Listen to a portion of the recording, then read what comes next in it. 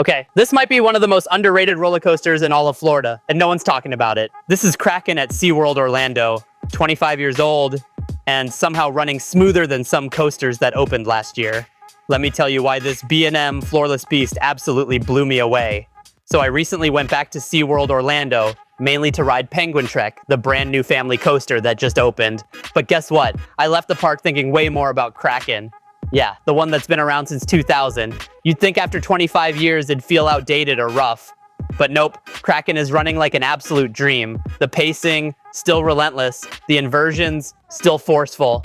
And that dive loop, chef's kiss. Seriously, that dive loop might be one of my favorite coaster elements in the entire park.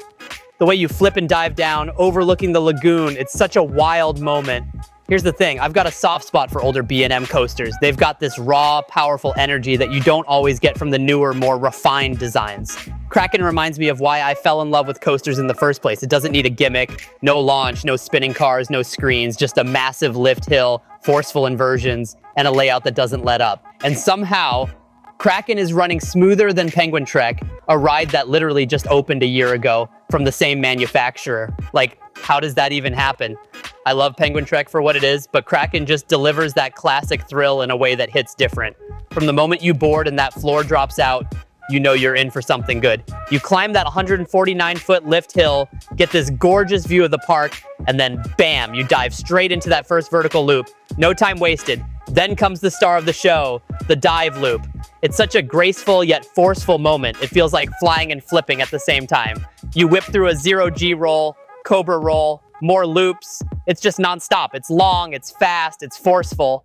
And unlike a lot of older coasters, Kraken hasn't lost its bite. If anything, it's aged like fine wine. Seriously, if you skipped Kraken on your last SeaWorld trip, go back, ride it again. You'll thank me later. I get it. SeaWorld has newer, flashier rides. Mako is the airtime machine. Icebreaker is quirky. Penguin Trek is the shiny new toy. But Kraken? It's the OG, the forgotten king, and it still absolutely slaps. Honestly, it deserves way more love than it gets, but hey, that's just my take.